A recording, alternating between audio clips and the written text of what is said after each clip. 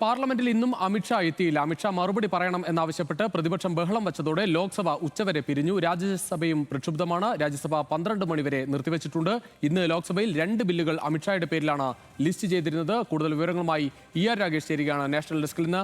ER Ragesh, ഇന്ന് അമിത്ഷായുടെ പേരിൽ ബില്ലുകൾ ലിസ്റ്റ് ചെയ്തതുകൊണ്ട് തന്നെ ഇന്ന് എന്തായാലും ആഭ്യന്തരമന്ത്രി എത്തുമെന്നായിരുന്നു പ്രതീക്ഷിച്ചത്. പക്ഷേ ഇന്നും ആഭ്യന്തരമന്ത്രി ഇതുവരെ എത്തിയിട്ടില്ല. ഇനി ഉച്ചയ്ക്ക് ശേഷം എത്താനുള്ള ഒരു സാധ്യതയുണ്ടോ?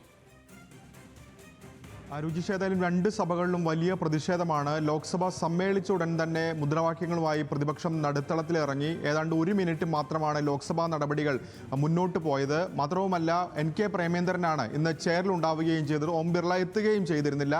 2 മണിവരെ ഏതാണ്ട് സഭ നിർത്തിവെച്ചു, ഉച്ചവരെ നിർത്തിവെച്ചു എന്ന് അദ്ദേഹം അറിയിക്കുകയും ചെയ്തിട്ടുണ്ട്.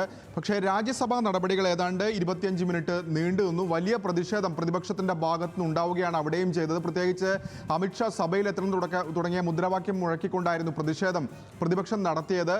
പ്രതിഷേധത്തിനിടയിലും സഭാ നടപടികളുമായി മുന്നോട്ട് പോകുന്നതാണ് കണ്ടത്. ഏതായാലും ഇപ്പോൾ 12 മണിവരെ രാജ്യസഭയും നിർത്തിവെച്ചിട്ടുണ്ട്. കഴിഞ്ഞ ദിവസങ്ങളിൽ സമാനമായി സഭാ കവാടത്തിന് മുന്നിലും വലിയ പ്രതിഷേധം ഇന്നും അരങ്ങേറി. അമിത്ഷാ മറുപടി പറയണം എന്ന ബാനർ അടക്കം ഉയർത്തിക്കൊണ്ടുള്ള പ്രതിഷേധമാണ് ഇന്ന് നടന്നത്. ഏതായാലും അമിത്ഷാ ഇന്ന് സഭയിൽ എത്തുമെന്നാണ് കരുതിയിരുന്നത്. പ്രത്യേകിച്ച് 2 ബില്ലുകൾ ലിസ്റ്റ് ചെയ്തിരുന്നു അദ്ദേഹം അവതരിപ്പിക്കും എന്ന പേരിൽ തന്നെ.